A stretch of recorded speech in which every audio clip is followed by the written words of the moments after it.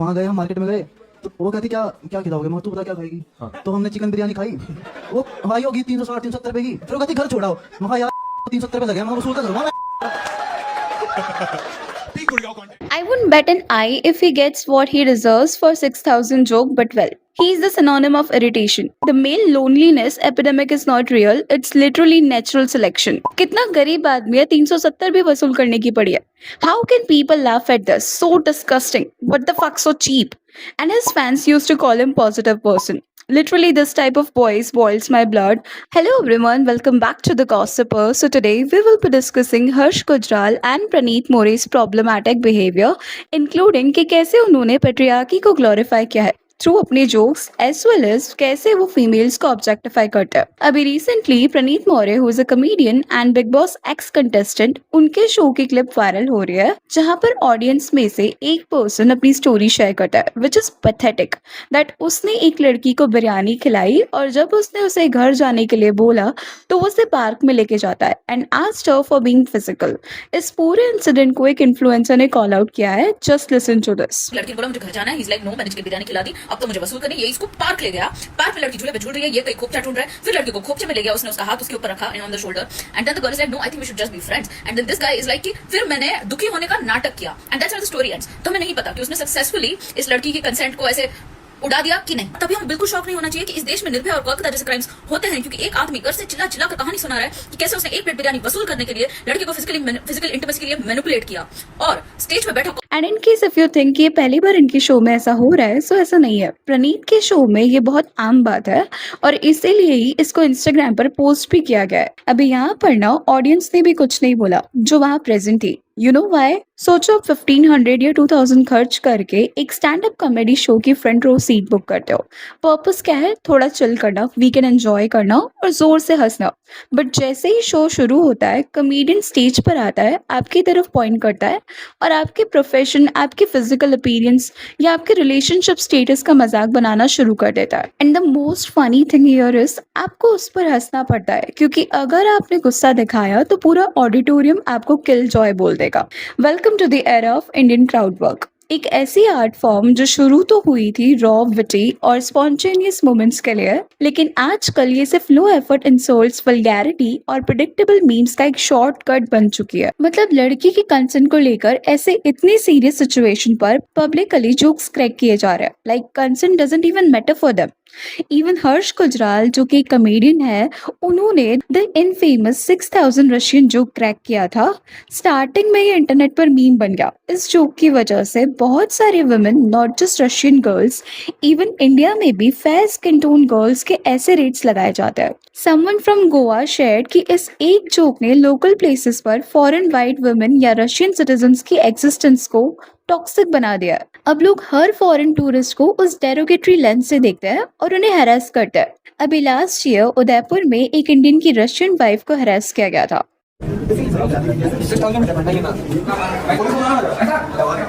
Police को बुलाना, ना नहीं पुलिस को बुलाना तो क्या बोला, सुना मैंने 6000 आई है ना, 6000 आई है ना, फैमिली के साथ जा रहा हूं.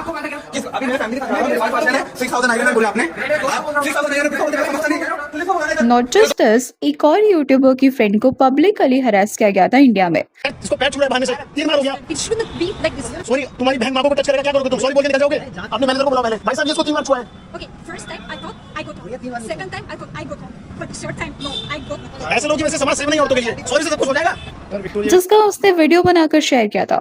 इवन मोस्टली आपने सुना होगा किसी भी चीज के रेट ज्यादा सुन के मेन यूज्ड टू से अरे पागल है क्या, इतने में तो रशियन आ जाएगी. सर्टेन मीम्स भी वायरल होता है. But who is responsible for this harassment? Him. But still Harsh Gujral ने कभी भी इस जोक के लिए अपोलोजाइज नहीं किया. जब आपका एक सिंगल जोक किसी कम्युनिटी या किसी जेंडर के लिए सेफ्टी हजार्ड बन जाए तो क्या हम उसे कॉमेडी कह सकते हैं? प्लस पेट्रियार्की को भी बहुत फिल्मी लाइन से कॉमेडियंस ने नॉर्मलाइज किया है. अभी रिसेंटली उन्होंने एक पेट्रियार्किकल जोक क्रैक किया था या शायरी थी, I don't know what was it, but it went viral, जहां पे वो मदर्स के सैक्रिफाइस को ग्लोरीफाई कर रहा था लेकिन वाइफ को लेट डाउन करके. Just listen to this. क्या लगा रखा आजकल लड़कियों ने यार, तुम लोग मामास बॉय हो, तुम लोग मामास बॉय हो, तुम लोग मामास बॉय हो, तुम लोग इतनी सालों से पापा की तारीफ करके मुझे कह रहे हैं. बताओ कुछ क्या है? अरे मामास बॉय क्यों? भाई लोग मामास बॉय इसलिए हैं क्योंकि जब आधी रात को लेट होता है तो तुम लोग गर्लफ्रेंड से बीवी होते हैं, चीची करेंगे, खाने गए थे, मुझे पार्टी में जाना था, मैंने खाना खाया तुम्हारे चक्कर में, ये चीजें समझ मान करके आती है, कुत्ता कोई खाना खाया, इसलिए तुम साथ में, इसलिए मामास बॉय हैं. हम अगर तुम्हें बर्थडे पे एक गिफ्ट देना भूल जाए ना, हमारा अगला बर्थडे आएगा नहीं। अपनी माँ को बोल के देखो, मम्मी आपको क्या गिफ्ट चाहिए पुत्र?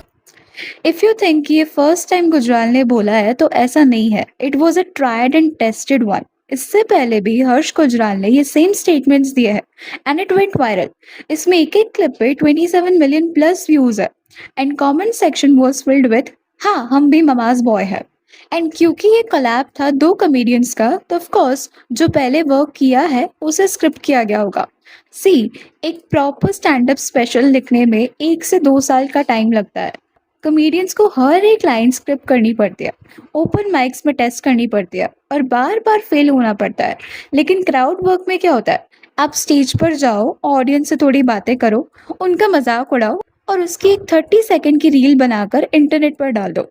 अगर एक भी वायरल हो गई तो आपका अगला शो सोल्ड आउट। इनफैक्ट उनके लाइव शोज के बारे में भी लोग बताते हैं कि उनका पूरा 100 मिनट्स का एक्ट सिर्फ और सिर्फ नॉनवेज बॉडी पार्ट्स के रेफरेंसेस और प्रेडिक्टेबल कर्स वर्ड्स पर चलता है।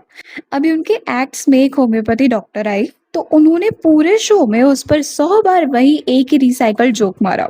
फर्स्ट टाइम फनी था, सेकंड टाइम ओके था, पर जब बार बार वही चीज रिपीट करते हो ना तो उससे पता चलता है कि आपके पास एक्चुअल स्क्रिप्ट या विट की कितनी कमी है। It has literally become structural ragging. Imagine calling an audience member on stage just to mock their content, or making a creator look small just because their niche is different. In order to get a quick giggle from a crowd of 500 people, these comedians hit below the belt.